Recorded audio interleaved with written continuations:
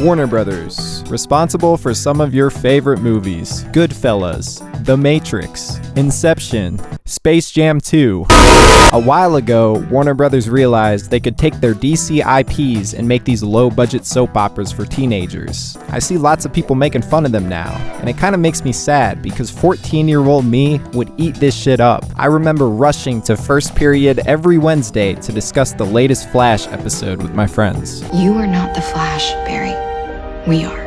What? And I like the other CW shows too. You had Supernatural, The 100, Vampire Diaries, so many bangers. But as a society, I think we collectively grew out of these shows. We became a little too pretentious, too picky. Nowadays, I like my shows the same way I like my movies. I like my shows to just be really long movies. The 24 episode seasons loaded with melodramatic filler just don't cut it anymore. There's only one CW show that I can honestly say has withstood the test of time. It's the very first one, Buffy. I recommend Buffy to my friends all the time, and they all say the same thing. Please let me out of your basement. But they don't get it. How could a show about a teenage girl with superpowers fighting monsters in poorly lit tunnels be worth watching? Well, you see, that's why I'm making this video. Because this show isn't just good. It's really good. It has complex characters, shocking twists, and mature themes that I appreciate more and more as time goes on. I think it's up there with some of the best television ever produced, but most people think it's a dumb fantasy show for 13-year-old girls. And it doesn't help that it was created by Joss Whedon. This guy is an asshole at best, and at worst, he's a predator, so just his name being attached, being the first name you see in the credits, it kind of leaves a bad taste in your mouth. But there were so many other talented people that made this show work, and it would be a shame if it all went unnoticed. In my opinion, you can enjoy someone's work without supporting anything about them as a person. Around with our contracts, Ari Emanuel, your brother f***ed up my city. Your brother turned Obama hair white. So now that that's out of the way. You are a lousy clown. Cable-era television shows typically start off a little slow. And that's especially true for Buffy. The pacing, the tone, the humor, everything feels a little awkward. They were still figuring shit out. Combining horror elements with action and teen drama wasn't easy, especially with the limited budget they had in 1996. You see, Warner Brothers Network at the time, the WB, was still looking for its identity, so it was this rotating carousel of soap operas and sitcoms. One of them was called Savannah. Savannah had such bad ratings that it got pulled off the air halfway through its second season. Savannah on the WB. They replaced it with Buffy, but with the scheduled runtime already halfway over, they only got 12 episodes to work with.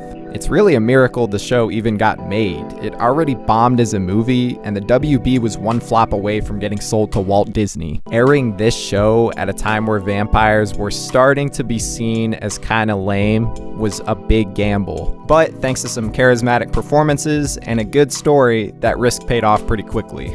Sunnydale, California. A beautiful little town just 2 hours upstate from LA.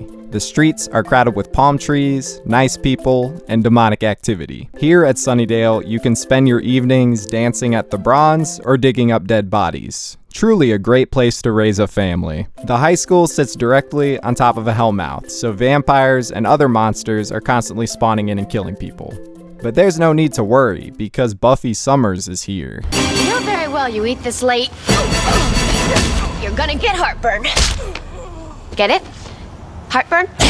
Gifted with super strength and stamina by the powers that be, she alone can fight the forces of darkness. Except she's not alone, she has a British guy. Yes. Giles is the school librarian, but he's also Buffy's watcher. He's the guy in the chair. He tells her where the vampires are so she can go kill them. When we first meet Giles, he seems like a harmless nerd. He's always stuttering and mumbling his lines like a typical school librarian, but the more time we spend with him, the more complex and layered he becomes as a character. We learn that he used to be a drug addict, and he's also pretty comfortable fighting and killing people. He's really brave too, despite not having superpowers. In the season finale, he's willing to go underground and fight the master vampire by himself just so that Buffy doesn't have to. She doesn't let him, by the way. So every season of Buffy has this main villain that tries to take over the world. I kind of feel bad for this guy. Like, he got trapped underground a long time ago, so he's always sending his minions to carry out his evil plans, and they disappoint him every single time. He reminds me of my dad. Wait, what? So Buffy moves to Sunnydale, and the Master wants to kill her because she's the Slayer. Okay, that makes sense. Simple enough, right? No, you're wrong. It's not that simple. You see, the Master wants to break his spell. He wants to go to the surface, take over Sunnydale, and pop champagne or whatever. But in order to do this, he actually needs Buffy. Nobody knows this throughout the entirety of season 1, but the Master needs to drink Buffy's blood to gain enough power to break his spell. So in the season finale, when Buffy goes underground to f***ing kill this guy, she's actually falling right into his trap. This fight was played up to be the climax of the entire show, but it wasn't. Buffy just gets clobbered. The Master makes it up to the surface, and that's it. Some of the best arcs in fiction follow the same formula. You have this big fight, the villain rises, the hero falls, and it seems like all hope is lost in the moment. We should probably just give up. I mean, Buffy's dead in a sewer, there's a worm monster attacking the school. Why are we still here? It would take a miracle to fix this situation, and luckily that's what we get. Buffy's friends find her in the sewer, they give her CPR, and she wakes up with this look of pure f***ing determination. This sequence where the school's getting destroyed, everyone's about to get eaten by this worm thing, and then it cuts to Buffy just marching forward with the main theme blaring in our ears. Like, this is cinema.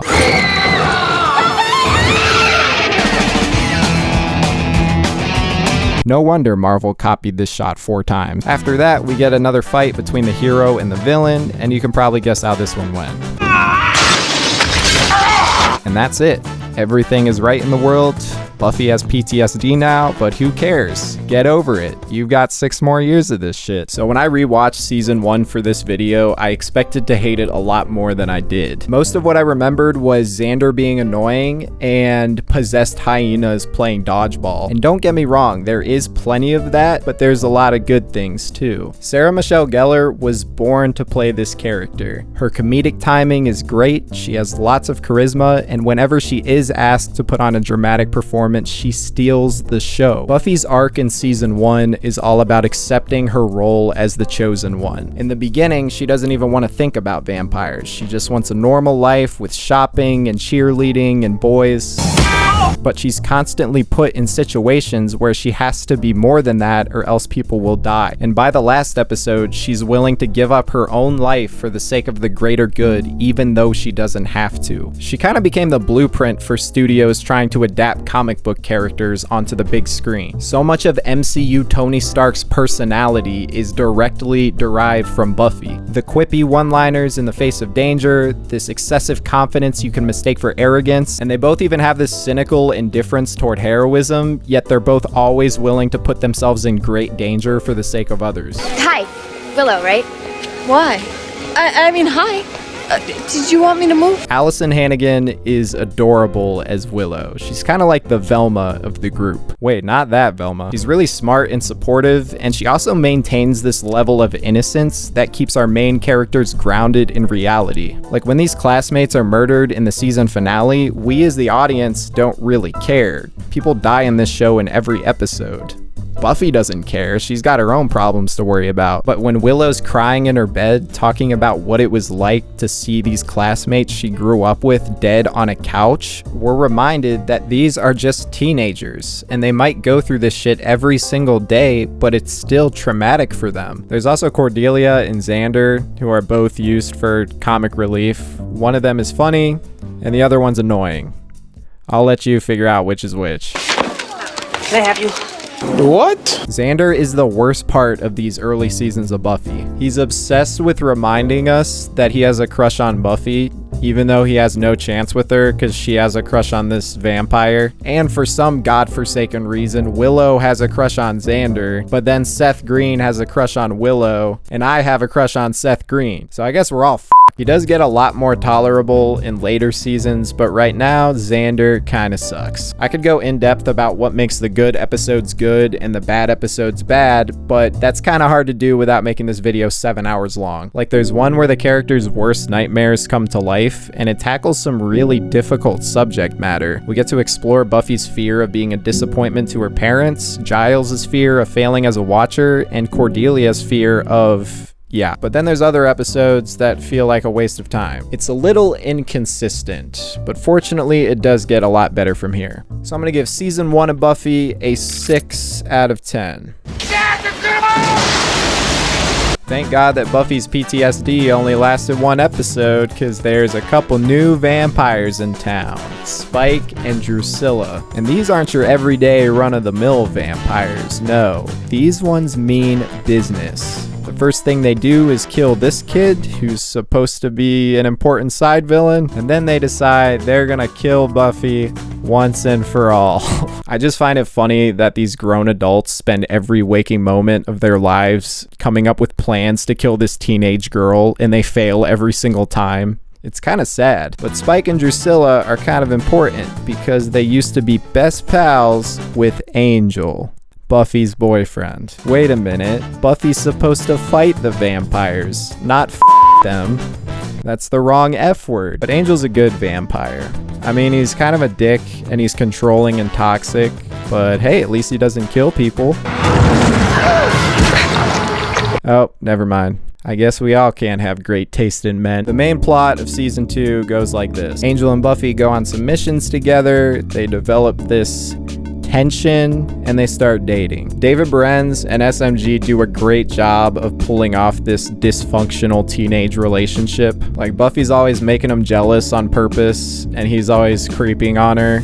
Like, they're kind of perfect for each other. But Buffy's friends are a little concerned for her. I mean, he is a vampire after all. He has mass murdered people in the past. Giles' girlfriend Jenny comes from this long line of ancient gypsies, and she knows that if Buffy and Angel get too close, something very bad will happen. She doesn't tell anybody though, because she has like 2 brain cells, but it's important information. Eventually, after being forced into hiding after a failed mission, their teenage hormones get the best of them. And and then Angel turns evil, like sadistically, comedically evil. As it turns out, experiencing just one true moment of happiness would take his soul away. What I love about this twist is the setup. Leading up to this, we're constantly told that Buffy and Angel are bad news, but we aren't explicitly told why until they sleep together and he goes bad. But what follows this is one of the best scenes in the entire show. Buffy finds Angel at his house and confronts him about where he's been the last few days. And you might assume with him being evil now that he would try to kill or threaten her, but instead he chooses to emotionally insult her in the most disgusting way possible. It's almost hard to watch. Sarah Michelle Gellar's performance is next level. The sheer confusion and betrayal she portrays just from her facial expressions.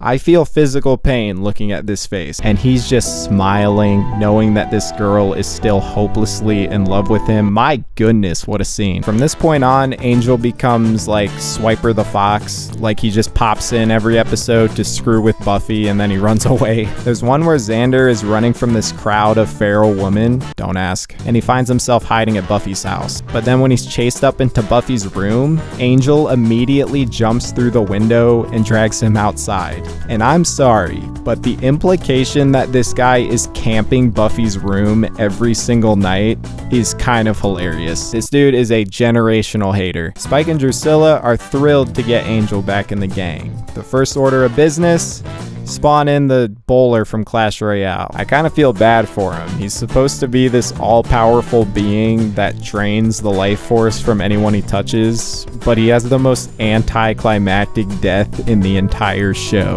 What's that do? So Angel's next plan is to open a portal that ends the world. Why not? Drusilla's on board, but Spike is a little bit skeptical.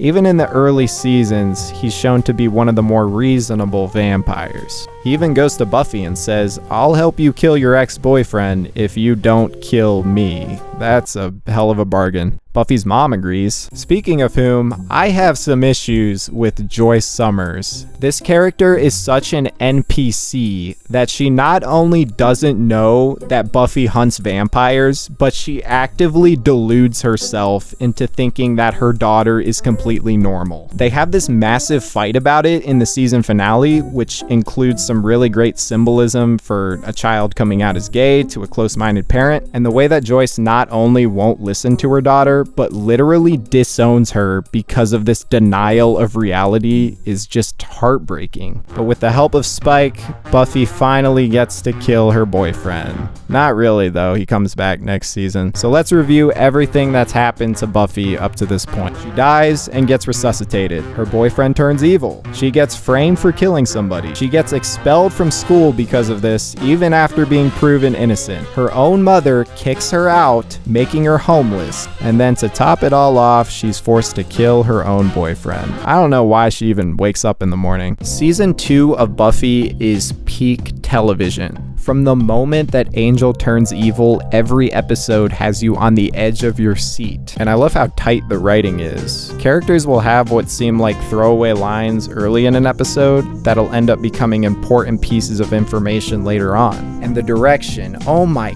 goodness, the direction. The camera is constantly moving and taking in the atmosphere of these beautiful set pieces. And you can tell how much effort was put into the positioning and framing of these actors. Back then, television was shot in 4:3, so if you wanted to have multiple subjects in the same shot, you had to get pretty creative. Even a simple dialogue scene between two characters has so much personality in the camera work that it tells its own separate story in our subconscious. It's like a story inside of a story. What is this, Storyception? Get it? That's all I get. Season 2 includes a lot of great setup for future character arcs and storylines, yet it feels like a complete story with a satisfying ending. A lot of people think this is the best season of Buffy, and while I don't necessarily agree, I don't think it's a bad take either. However, it does finish a lot stronger than it starts, so I'm gonna give it a fat 8.5 out of 10. Sure. Yeah, I think, Let's do that. Yeah. So what's Buffy been up to the last few months? Well, she's living in Cleveland, working at Waffle House, and hanging out with drug addicts. Sounds like my future. Right away, you can tell the budget for season 3 has been upgraded significantly. This single set piece looks like it costs more than the entire budget of season 1. Not only that, but Mr. Whedon seems to be a lot more comfortable taking risks and deviating from the traditional structure of a Buffy episode. The first one is a masterpiece. It feels like a short film. After being abandoned by her own mother and ostracized by her friends, Buffy lives alone, retired from her life as a superhero. You can tell that these last few months have taken a toll on her. It's not just the sadness in her eyes or her defeated attitude, it's the way she actively avoids reminders of her old life. She gets recognized by a girl she knew from Sunnydale, and she immediately shuts down and runs back to her apartment. Her friends back home aren't exactly flourishing either. Xander, Willow, and Oz are trying their best to keep the town safe from vampires, but it's not easy without superpowers. They've started to realize that without Buffy, there's a Buffy-shaped hole. There's a moment where the gang is staring off into space, listening to somber music at the Bronze, and you start to get sucked into this gloomy atmosphere. It feels like the joy has been completely sucked out of these characters' lives, and there's no hope for the future. And what brings Buffy back to Sunnydale isn't an apology or something to look forward to. What snaps Buffy out of this funk is an opportunity to help people in need. She might be at the lowest point of her entire life, but when that same girl that recognized her earlier ends up needing help taking down a trans-dimensional ghoul, she springs into action. And when she succeeds in saving all of these people from a life of brutal torture, Buffy becomes more than the chosen one. She becomes a symbol of hope. Buffy becomes Superman. Where's the door? But what if Buffy wasn't a hero? What if she let all these horrible, traumatic events change who she is? What if she lashed out, ran away, and just buried her feelings and stopped trying to save people? What if she stopped caring? Well, that's where Faith comes in. She arrives in Sunnydale with a carefree, nonchalant attitude and immediately starts butting heads with Buffy. She's an excellent foil to this version of Buffy. Maybe a couple years ago, she would tolerate Faith, but after all she's been through, Buffy's matured a little bit. Slaying vampires is a serious responsibility. Still, it all seems like harmless, mean girl bickering until one night, out on a mission, Faith does the unthinkable. She accidentally kills an innocent person. Faith, no!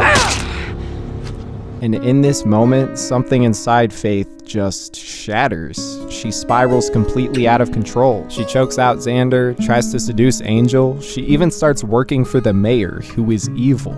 So you and I are gonna get along very well. Moist towelette? Have you ever wondered why the police never show up? Or why the school faculty hates Buffy's guts? Well, as it turns out, the mayor of Sunnydale is an unhinged psychopath who uses dark magic. He's kind of like Homelander before Homelander. He's obsessed with maintaining his public image, and he's always deluding himself into thinking he's the good guy. He's so peculiar about the weirdest things, and it feels like he could snap and rip somebody's head off at any given moment. He is terrifying, and his relationship with Faith is so interesting. In the beginning, they just kind of use each other. They both want to kill Buffy. She needs resources, he needs muscle. Sounds like a hell of a bargain. But over time, they develop this father-daughter bond that's equally wholesome and creepy. When Buffy eventually puts Faith in a coma, the mayor loses his shit and almost ruins his plan because of it. So the mayor's plan is to turn himself into a giant snake and then eat all the kids before they graduate. This show is so stupid. Also, Angel's back, even though he died. Whatever, don't question it. I love the way this season finale plays out. We're constantly cutting between the mayor planning his offensive with his henchmen and Buffy planning a way to stop him. Everyone's frantically performing tasks that seem to have nothing to do with one another. You got Willow relaying information to students, Angel and Xander are making a bomb, Cordelia and this British guy are making out. I mean, it's pure chaos, but it's controlled chaos. When it's time for the mayor's graduation speech and the entire class of 1999 looks on in fear and anticipation, the situation feels a lot less hopeless than the circumstances might suggest. Whatever's about to happen, you get the sense that these students aren't going down without a fight. And the very second that the mayor transforms into his true form, a snake with PS2 graphics, a crowd of students pulls out crossbows, flamethrowers, maces, and with this epic blockbuster score highlighting the death and horror that these students have overcome to earn their right to graduate, they fight back. This battle is cinema. Now!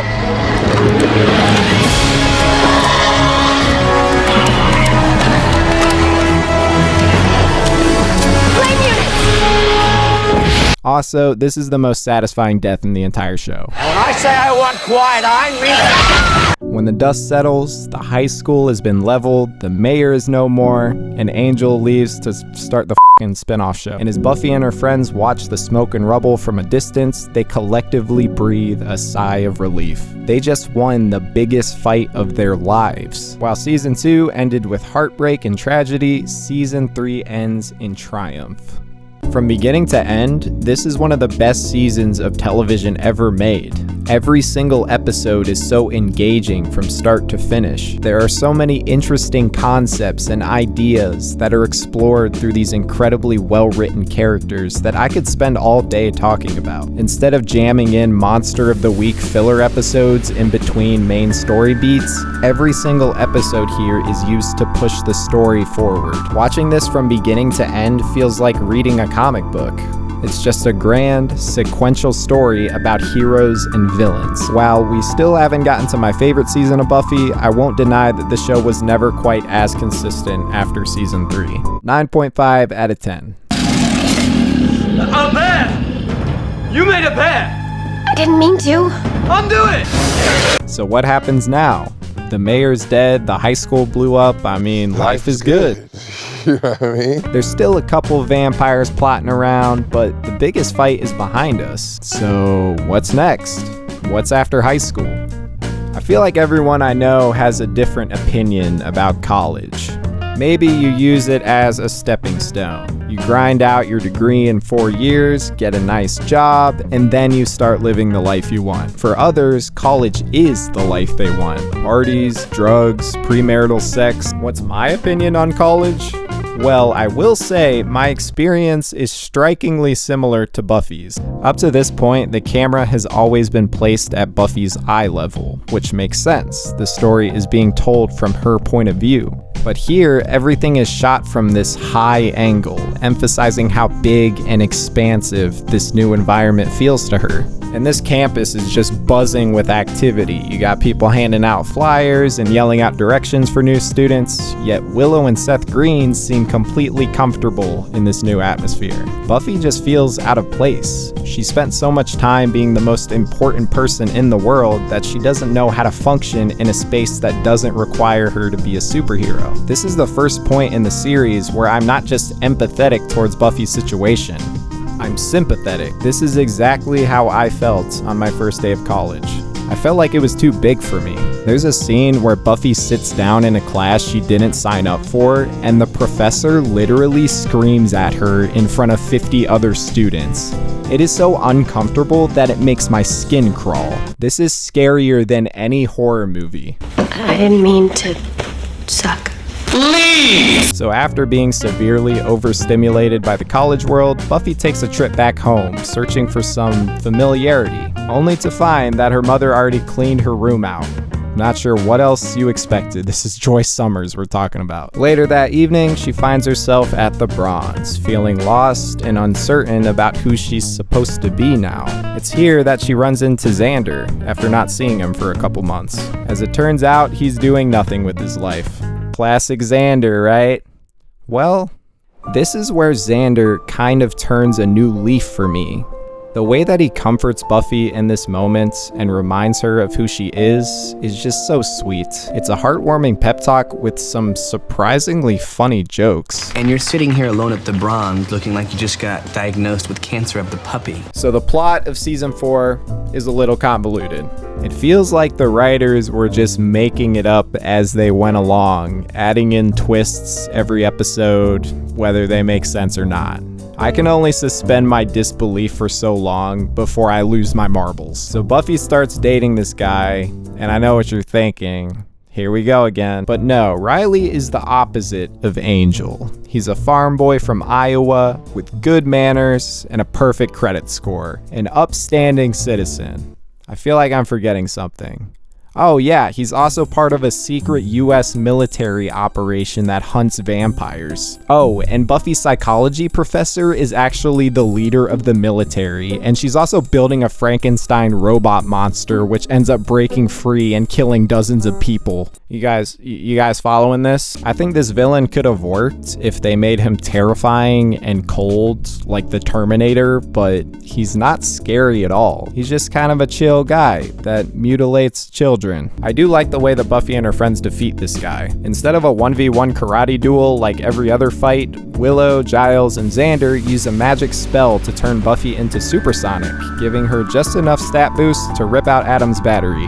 This display of teamwork and the trust these characters have in each other represents a lot of the themes of season 4. This story isn't just about Buffy anymore. Every single character goes through uncomfortable changes as they try to find their place in the world. Buffy's desire to live some semblance of a normal life is constantly undermined, not just by her surroundings, but by her own nature. She starts dating Riley, hoping that he could ground her in his own normalcy, but the very second that Angel's back in town, it's like Riley doesn't even exist. Imagine you start dating this girl and she tells you that her ex is in town, and then the first time you run into him, he beats the shit out of you for no reason. So then you go to tell your girlfriend what happened, and she acts like you are in the wrong, while her ex just sits there smirking at you. Like, I am crashing out if I'm Riley. Willow goes through the biggest changes. She breaks up with Seth Green, and we all know what that means. But she also continues to develop her witchcraft skills, and by the end of the season, she's one of the most powerful characters. She meets a new friend named Tara who introduces her to more advanced levels of magic, and over time, Willow and Tara become more than just friends, and the show starts using witchcraft as a metaphor for lesbianism. Xander is my favorite character in season 4. He didn't go to college like the rest of the friend group, so he just kind of drifts around figuring out what to do with his life. After a couple jobs don't pan out, he presents this remarkably realistic display of depression. These don't feel like characters, they feel like real people trying to find their places in the world. Also, Spike gets neutered by the military. Damn it! I do have some issues with season 4. The pacing is a little slow. So much runtime is padded with people just sitting in Giles' living room, talking about things that nobody cares about. It's like we're just waiting for the plot to happen while Xander's girlfriend does her Netflix comedy special. And then the doc tells the doctor that there's a man that's attached to my ass. The direction also loses some of its creative flair, and it could be because Mr. Whedon was busy working on the spin-off show and didn't have much time for this one. I mean, some of these dialogue scenes are so dry. It feels like an actual soap opera. You know what? That's it. We're going back to Savannah. There's a few really great episodes, but overall, I think I enjoy thinking about season 4 more than I enjoy watching it. 6.5 out of 10. What the bleeding hell is wrong with you bloody women? What is reality? Is it the physical world around us, or is it the way we experience it in our consciousness? And what about our loved ones? Is your pet dog actually real, or is he a figment of your imagination? I don't know where I'm even going with this. So Buffy has a younger sister now. Her name's Dawn. Buffy has a Dawn now, but where did she come from? Did Mom of the Year adopt a child? Did she get pregnant and have a 14-year-old kid in the span of 3 months? No. You see, Dawn has always been Buffy's sister. At least that's how she's presented. She's never been mentioned or seen until now, but every character, including Buffy, acts like she's been here the entire time. They kind of played around with this magic reality bending concept in the last season, but here it's a major part of the story. Dawn is treated as an established character, an annoying little sister who always sticks her nose where it doesn't belong. But over time, Buffy and Joyce realize that something isn't quite right. She isn't actually a part of the family. It's a mystery that slowly gets unraveled throughout season 5. So there's this lady named Glory who's like a god, and she wants to open a portal to end the world like every other villain. But to open the portal, she needs this magical key that these monks are in possession of. After a big off-screen fight and nearly getting wiped out by Glory, the monks turn the key into a human and send it out into the world to live under the protection of the Slayer, Buffy. It's such a whimsical concept. Nobody knows the truth about Dawn until Buffy runs into one of the monks. From that point on, the mission is to protect Dawn from Glory, which Spike ends up playing a big part in. Since he's now physically incapable of harming humans, he's kind of forced to join the good side, and he's also having wet dreams about Buffy. And he might have a shot with her, honestly, because her actual boyfriend is a fucking buffoon. Riley in season 5 is unemployed. He's constantly complaining that Buffy doesn't love him enough, and he's spending his evenings in these vampire brothels. So put yourself in Buffy's shoes. Your boyfriend doesn't have a job, he whines all the time because you don't give him enough attention, and he's getting his blood sucked by hot female vampires for money. And the second you get angry at him, he gives you an ultimatum where if you don't forgive him for everything by tonight, he's gonna take a helicopter to fucking Belize and you're never gonna see him again. And before he leaves, fucking Xander sits there and tells you that it's your fault and you should have tried harder. Are we living on Mars right now? In what world is this a normal adult thing to do to somebody? I take everything that I said about Angel back. Riley is the most toxic, manipulative piece of shit I have ever seen. Tara's sister is Amy Adams, by the way. And yeah, sorry Seth Green, I'm gonna need a rain check. An important event of season 5 is the death of Joyce. It's so unexpected. She doesn't die to a vampire or a Clash Royale character, she dies to a simple brain aneurysm. It's a death that's mostly unrelated to the season 5 story, so I'm not going to spend that much time talking about it, but even if you don't plan on watching Buffy, I'd still recommend checking out season 5, episode 16. It's a chilling episode that stands on its own as a disorienting experience of grief and what it feels like to suddenly lose a loved one. So eventually, Glory finds Dawn and uses her to open the portal. By the way, I don't really care for Glory as a villain. I think Claire Kramer just isn't intimidating enough to make this character work. Like, her whole gimmick is that she's forced to share a body with a human, so every once in a while she morphs into this Ben guy, and neither of them can control when it happens. But the problem is Ben isn't really interesting either, so you just get two boring characters for the price of one. I do like the final battle. There's enough action to satisfy my gorilla brain. I mean, Xander hits Glory with a wrecking ball. That was pretty cool. So they're able to kill Glory, but it's actually too late. The portal's been opened, there's dragons flying around with like 12 polygons, and the only thing that can close the portal is Dawn sacrificing herself. Oh no, not little Dawn. Except that's actually not the only way. Apparently, since Dawn was made from Buffy's DNA, they have the same magic properties. So Dawn is the key to the portal that ends the world, and so is Buffy. It doesn't really make sense to me. Like, it feels like they wrote themselves into a corner with this climax. I do love the score though.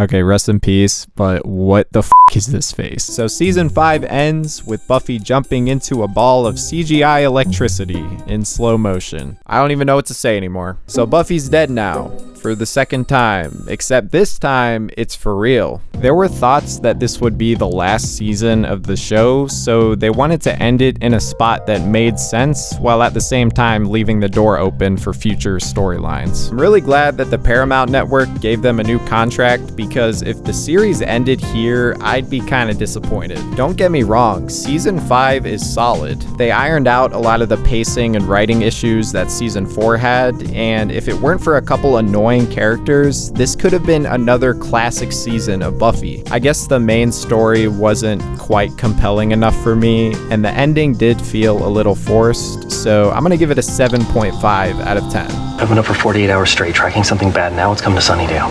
My hat has a cow. Wait, you actually thought Buffy was dead?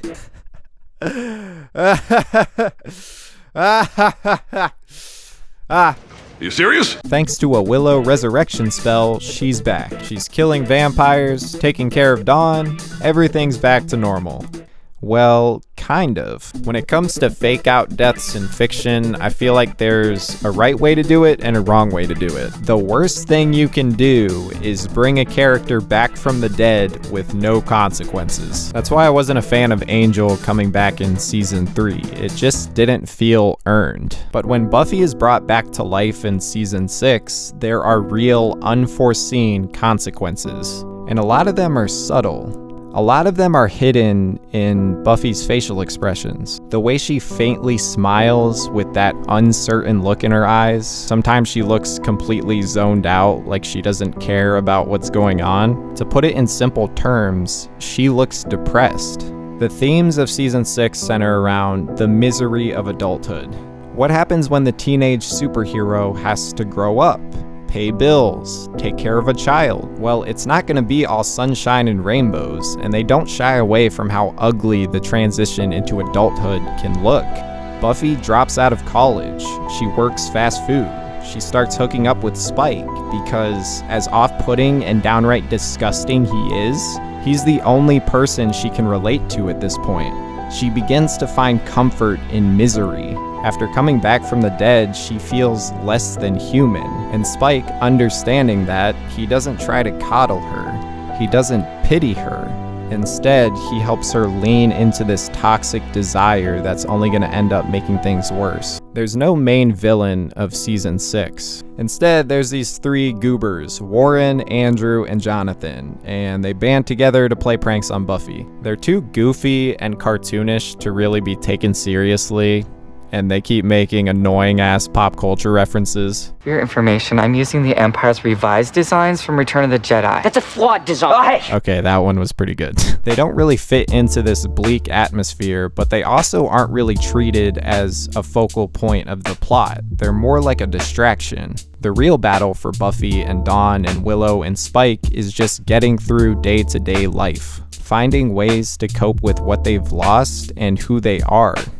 But if you aren't careful, these distractions will get out of hand. They'll become addictions and start eating you alive, and that's what happens. The climax of season 6 is batshit crazy. It's probably the most insane, unpredictable sequence of events in the entire show. I'm gonna explain to you what happens, but you need to promise me that if your brain explodes, it's not gonna be my fault, okay? You got it? Good. So Warren really wants to kill Buffy, and he doesn't have a motive, really. He's just a sociopath, so whatever. How's he gonna do it, though?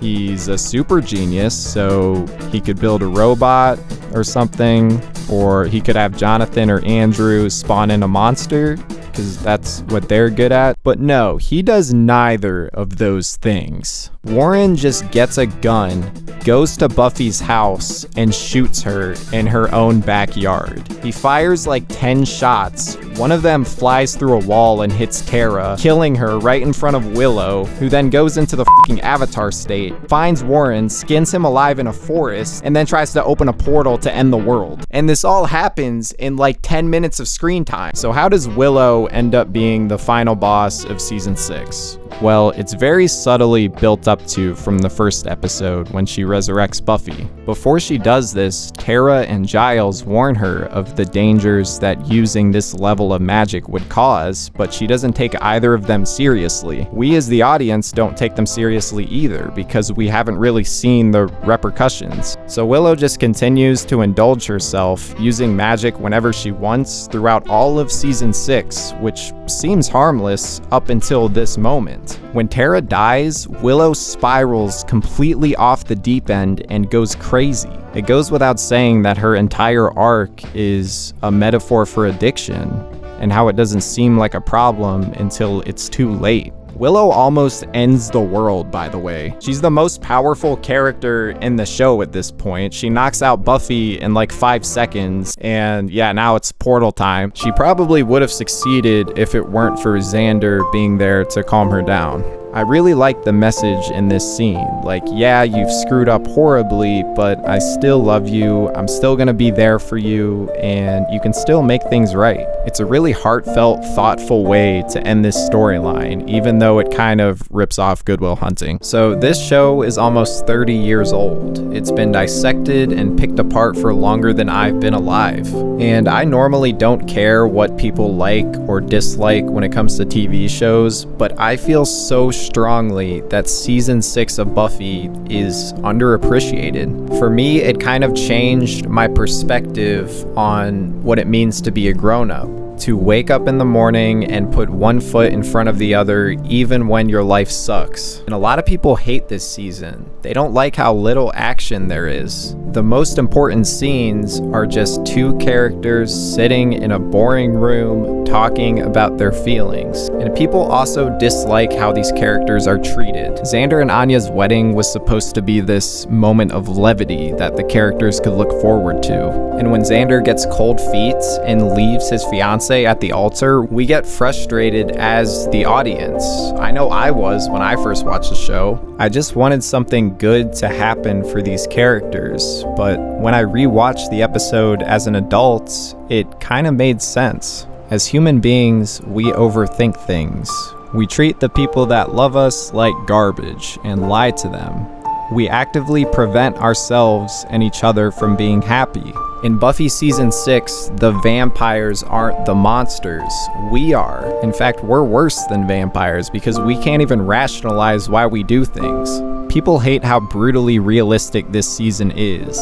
We watch television to escape from reality. If you're watching a show where every character does horrible things, nobody wins in the end, and everybody's miserable the whole time, is it even worth watching? Well, to me it is. To me, this is the most inspiring piece of art that's ever been televised. It all starts with Buffy. I mean, the way she carries on after losing her mother and then getting ripped out of heaven back into this fucking shit show, and then spends the entire season getting played with by these clowns. But what keeps Buffy's head on straight is Dawn. Having just one person counting on you might not make the suffering worth it, but it can make it bearable. And the way that Xander screws up the best part of his life and then still shows up for Willow and comforts her in her worst moment just ties it all together. If you can be there for just one person, then life has to be worth living. To me, that's the message of season 6, and I didn't really get it until I was an adult. There's a couple weird episodes, and the tone is pretty inconsistent, but I really don't care. Buffy Season 6 is unlike anything else that will ever exist in fiction. I don't think it's the best season, but it is my favorite, so I don't know. What do you think, Seth Green? 9 out of 10. Ow. Dumbass. So Willow's in rehab now, and this is supposed to be England, but I don't know. Looks like Ohio to me. Holy shit, I was wrong. They also rebuilt the high school, so now Dawn gets to have an education.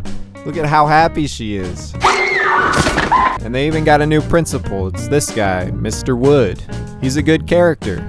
It turns out that his mother was a slayer who got killed by Spike back in the 70s. He then made it his lifelong mission to get revenge. The only issue with that is Spike's a good guy now. He even got his soul back.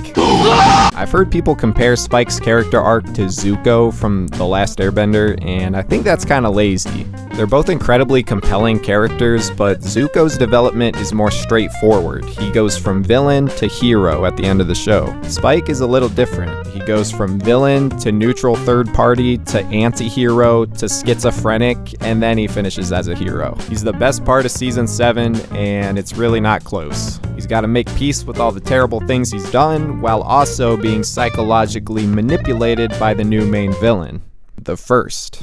An all-knowing, all-powerful, godlike entity that's always 5 steps ahead. And its only goal is to end the Slayer bloodline. So there's all these girls across the world that are called potential Slayers, and that means if Buffy or Faith died, then one of them would become the new Slayer and be given superpowers. And the First is trying to hunt them all down. The problem with the First is that it can't actually interact with the world. It can only appear in hallucinations and manipulate people into doing its bidding. But then sometimes it can just mind control people, so I don't know what the rules are. I don't understand these potential Slayers either. Like, when did these girls become potentials? Were they just born that way? And if so, wouldn't that mean there's baby potentials? Like, why are they roughly the same age? This just makes my brain hurt. I don't really care about plot holes like these other nerds on YouTube. If something is entertaining to me, then I don't really care if it doesn't make any sense. But the thing is, this isn't entertaining. They shove all these new characters in our faces and don't give us any reason to care about them, and then when one of these girls gets killed off, we're supposed to be sad.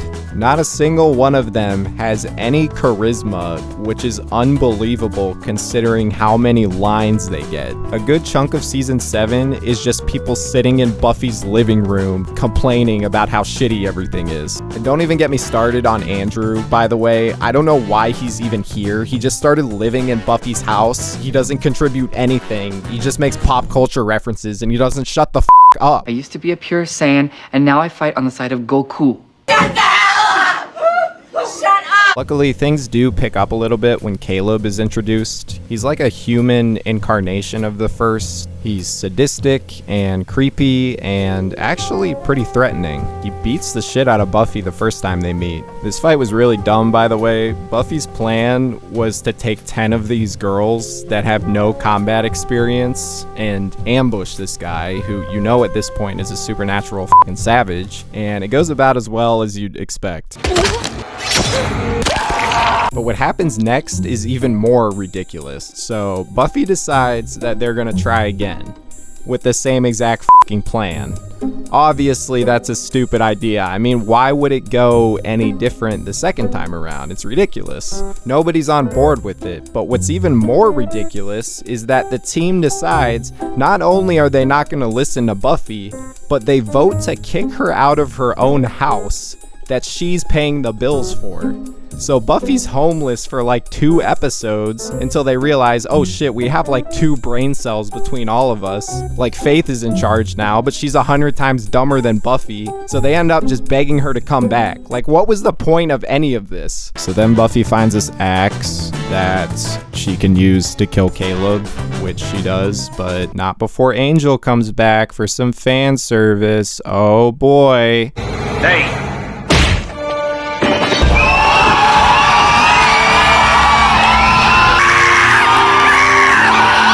He also gives Buffy a magic necklace that Spike uses to blow up Sunnydale, and that's how the show ends. Now, I might have skipped some details, but f*** you. So in case you can't tell from my enthusiasm, I don't like Season 7 very much. And there's a few reasons why, but what it really boils down to is this.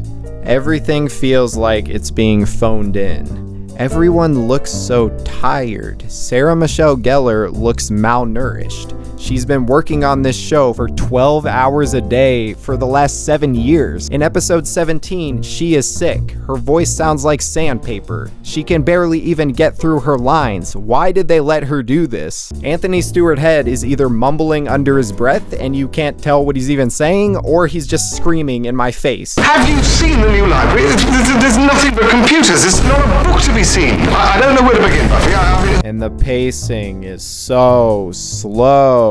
Characters are rambling about nothing constantly. Why are we letting these actors riff when they're not good at it? On top of that, there's like weird post-production issues, like some of these scenes are just chopped up incorrectly, which is just embarrassing for a $40 million show. Season 1 was pretty rough around the edges too, but it had excuses. They were still learning how to make everything work. Even then, you could tell they tried to make the most of the resources they had. Like, remember these snakes in Season 1? They don't look real, but they still have a presence in the scene because they were practically made. It was so charming and entertaining to look at, but now you just get crappy CGI for everything and it looks terrible. There are still some really good episodes, like there's one that focuses on Anya's backstory, and she's one of my favorite characters, so I might be a little biased, but it has some cute flashbacks to the medieval time she grew up in, and there's also this musical dream sequence that gives me chills.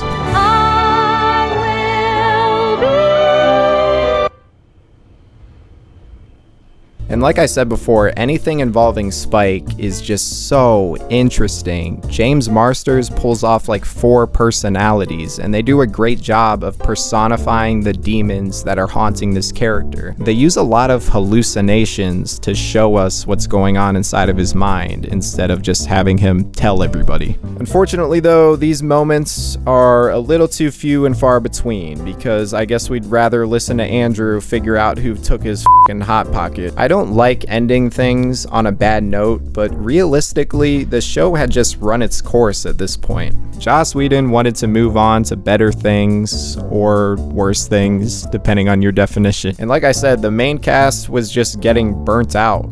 And they were also getting too famous. It was getting too expensive to pay everybody. So all things considered, you can't be that disappointed. Season 7 was bad, but it could have been a lot worse. So 5 out of 10. So I'm not going to talk about the spin-off show or the Buffy comics that are canon for some reason, because A, this video is already long as shit, and B, there's only so much Buffy my brain can handle before I spontaneously combust. Like, I'm a big fan of this show, but there comes a point where I start seeing the cheese man in my dreams. So Buffy has one of the bigger followings as far as TV shows go, but outside of its niche fandom, it's largely been forgotten, which is kind of bad baffling when you consider its influence not just on the superhero genre, but on television as a whole. In Buffy, the writers would often change the structure of the show to commit to a bit, no matter how wacky or difficult it was to pull off. There's an entire episode with no dialogue, there's a well-choreographed musical, there's so many moments where the show was able to make fun of itself without devolving into nonsense, and that's an integral attribute of some of the best sitcoms ever made. Community, Malcolm in the Middle, Scrubs, Arrested Development, these shows wouldn't exist if it weren't for Buffy paving the way as far as taking creative risks in television. And Buffy herself is a perfectly written female hero. I emphasize female there because I don't know what it is with Hollywood and Disney specifically, but these billion-dollar studios have no fucking clue how to write female protagonists. It baffles me that these horrible characters like Rey, Captain Marvel, and fucking Ironheart even exist when the blueprint for how to make them work has existed for almost 3 decades. Buffy has so many badass moments, yet she's not a Mary Sue. She screws up all the time. She has weaknesses that make her a lot more relatable. And on top of that, she has a personality. She's funny. You give a character some funny lines, people will like them. It's not rocket science. This show has aged so unbelievably well for me that I have to recommend it. I don't think it's something everybody will love, but if you're not giving it a chance, I think you're gonna miss out on a great show.